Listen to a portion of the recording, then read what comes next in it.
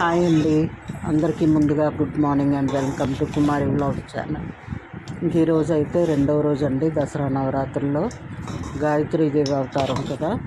ఇంక ఇవాళ అయితే పులిహోర చేసుకున్నాం దేవుడికి నైవేద్యంగా. పులిహోర నైవేద్యం చేసి పెట్టానండి. ఇంకా మా చుట్టూ ఏమి సన్నగాజులు అవి ఉంటే నిన్న కోసి మాల కట్టి అమ్మవారికి అయితే వేశాను. ఈరోజు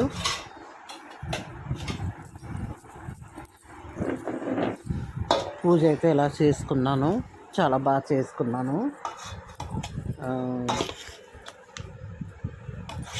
అష్టోత్తరాలతోనే పూజ చేసుకున్నానండి, 16 ఉపచారాలతోన. గంట వాయించినప్పుడు ఒక మంత్రం, తాంబూలం పెట్టినప్పుడు నీరాజనం అన్నీ పూజ చేసుకొని అష్టోత్తరాలతో కుంకుమ పూజ చేసుకున్నాను. గాయత్రి అమ్మవారు రూపం కదా, ఈరోజు రెండో రోజు.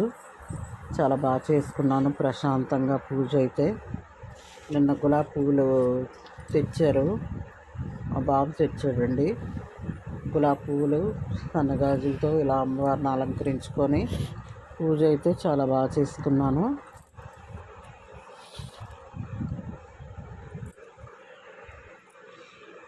ఇంకా పూజ అది అయిపోయిందండి.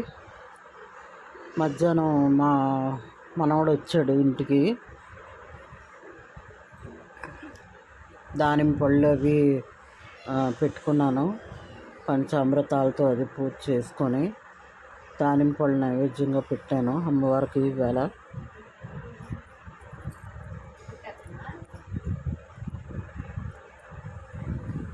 దానిమ్మ పళ్ళు అయితే నైవేద్యం పెట్టి పూజ చేసుకున్నానండి.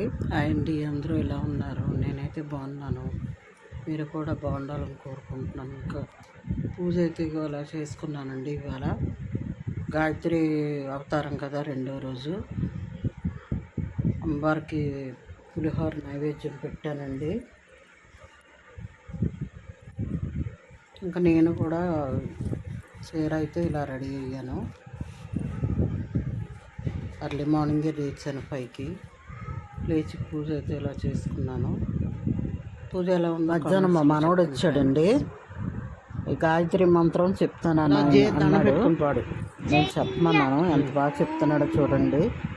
కూర్చొని దేవుడికి దండం పెట్టుకొని మరీ చెప్తున్నాడు. నాకు భలే సరదా అనిపించింది.